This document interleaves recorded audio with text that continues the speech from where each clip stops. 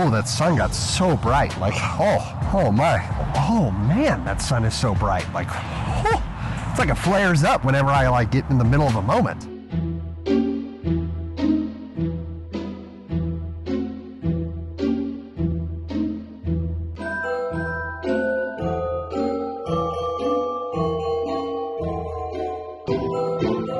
Greetings and salutations to the people of the YouTubes. Robbie C here, and we are at one of my best kept secrets in the entire city of Birmingham, and that is the exact field that I do field work in. This field is pretty fantastic because you go all the way out to that fence. It's about 375, 400 feet, and it's slightly uphill the entire way, so I feel like I can do a lot of putter work, which is my favorite type of disc to use for field work. Plus, it has a built-in concrete tee pad. A lot of people don't use this park, and it's not very far away from my house, so it's like absolutely perfect. On day 8 of Vlogmas, we had Josh from Overthrow break down my form, and in working with Mike, I had a couple other things that I noticed about my form that needed to improve. And this may be a common sense thing, but it feels like a lot of people actually don't understand this about disc golf form. It doesn't matter how many videos you watch, or even if people tell you what you need to do differently in your form. If you don't go to the field to practice it, or you don't spend time practicing it, you probably are rarely going to see those changes actually hit your game. In Josh's initial form review, one of the biggest things he said was capping my distance was the fact that I had no coil. I was coming back in my form and I was getting to about right here, and I was letting my arm push itself back, but I wasn't letting the shoulders actively engage. So rather than try to address all of the problems that he presented at once, today we're really going to work on two things, and I think they go hand in hand to allow themselves to happen. The first is that I notice when I throw, my head leans into the shot quite a bit, which creates a whole lot of problems for the rest of my throw. So I'm going to focus on keeping my head pretty straight up and balanced rather than leaning in or looking over my shoulder. And the second is that we're going to focus on just getting some coil and seeing what that does. So I'm going to be recording all of these shots, and I mentioned in day 6 that if I was really trying to be scientific, I'd use the same disc and the same weight to try and see what the differences were in my throws rather than in just different flights. So thankfully, I've got some trash pan to enter course, and I have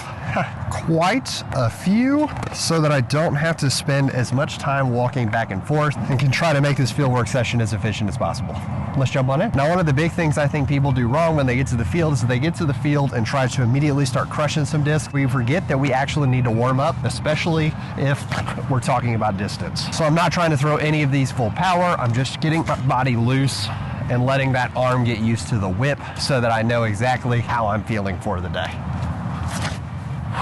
Another important piece of field work is make sure that you count your discs, because if you're just ripping a bunch out into the field, you can easily lose some. Feeling pretty good, nice and loose. Probably do another round of just soft tosses, especially since we're going for distance. Better to be safe than sorry and throw a couple more warm-ups. All right, warm-up complete. So before I ever actually throw the disc trying to rip for distance, I think I could have a lot of hubris or pride to think that I can just think about what Josh said, get up and do it, and bada boom, bada bing, we'll be good to go. Which is how I feel like 90% of people who watch YouTube instructional content actually try to treat things. But if it was that easy to work it into my form, then I would hope that my body could just naturally do it. So I want to try some shadow steps, and I've been doing these around my house, which is one of the easiest ways to try to implement the form, so that by the time I actually get to the course or get to the practice field, it actually isn't like this unfamiliar motion. So like I said, before I actually throw, I want to mimic what this actual extra shoulder rotation looks like. This shoulder has gone back quite a bit. It's out and away from me, not behind me. Yeah, like I see, I want to stop myself right here because that feels like enough, but that's exactly what we're talking about, of not enough coil. But because I'm over exaggerating here, and this is before I actually throw the disc, I imagine when I actually speed things up a little bit, I'm gonna get to about right here, which still is not enough shoulder coil. So we wanna feel out that extreme motion. Boom. Boom. Let's not go full speed, but let's just see what that feels like actually trying to implement it with the recording going. Super early release. We got pretty decent distance, but super early release. Super early release again. Oh yeah, super nose up, but that was really good. That actually went on the line that we wanted. Instead of just powering through and thinking we'll figure it out, let's go back to shadow steps for a second. Boom, boom, boom, boom, boom, boom, boom. Okay, I feel like the Flintstones out here. Boom, boom, bam, bam. That felt really good. I'd be curious to watch that one right there. It's also important when you're throwing, make mental notes like, hey, that one felt really good. Let's watch that one and compare to the first throw that felt really bad. We're just trying to go buttery smooth. I know that power and efficiency is going to cause the disc to go a lot further, so right now we're not concerned about the results. We just want feel to be right to start laying the groundwork for this throw to actually work. Oh yeah, I'm going to be very curious about that one. We want to take a quick moment to talk about an amazing company who helps make this entire Vlogmas dream possible. And we are talking about Messenger glow bags. Y'all, this bag is thebomb.com, although that's not their website. Don't go there if you're looking for this bag. If you are interested in glow golf at all, or you've ever felt like I don't actually have the tools needed to go play glow golf, all I have are these glow discs, well then look no further than this bag. It's so easy to use. It charges a multitude of discs at the same time, and it solves basically all of your glow problems, except for possibly being good at playing disc golf. I don't know, may help with that too, but I guess kind of that's why I'm here as well. I'm telling y'all, I cannot wait for my next round of glow golf so that I can get out there and use this incredible product, and I know it'll make a world of difference for you as well. So be sure to check them out in the links in the description below. Hydration is super important, even if you're just throwing discs out in the field. Make sure you're drinking water. Some of you are watching this video and you're probably saying something along the lines of, Mr. YouTube man, why aren't you showing us actually seeing the flight of the disc? And honestly, because I hope you feel like I've touched on this throughout the video, I'm not necessarily concerned with how the disc is flying out there. I'm concerned with how this feels and if I'm hitting everything right. Because 9 times out of 10, if I feel like I'm hitting the right motion or I feel like I'm doing what I'm supposed to, I'm at least on my way there. Once again, feel versus real might make that a little tougher. After spending several sets focusing on that shoulder coil and a neutral head, one of the big things that I know that I need to continue to work on is this left arm or this left side engaging and letting that be the starting motion, because you can see the difference between here and here. We want to try to get that left side going. So I'm going to do a couple sets from this back angle just to see what seems to be moving first. Is it the left side or is it the right side? No shoulder coil. I think we're trying to throw too hard. Nice and smooth.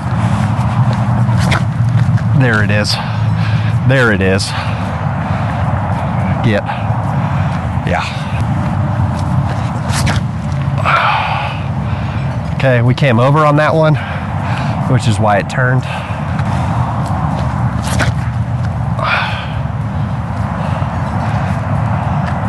See, it's crazy because that one, I feel like we threw with so much less power, but I'd be curious to see on that one alone, did I actually hit? Because I felt like once it started coming through, it was just, woo.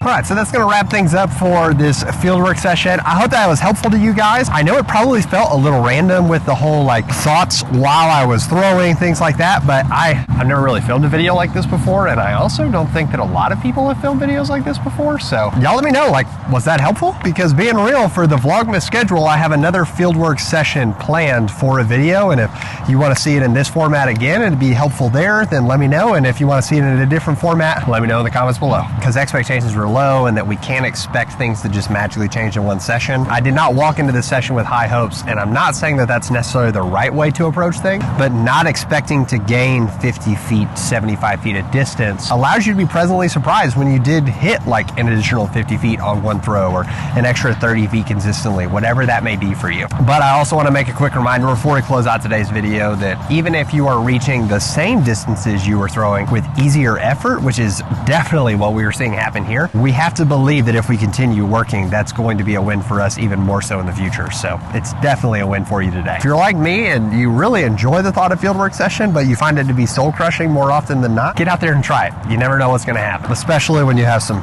really good plastic in your hands. All right, that's going to wrap it up for today's video. Hope you guys have a fantastic rest of the day. Please make it fantastic for someone else too. We'll see you tomorrow for day 11 of Vlogmas. Got a really fun little manufacturer battle coming at you tomorrow, so be ready for that. In the meantime, thank you for watching. Thank you for being amazing. But for now, we're going to leave you with the birdie.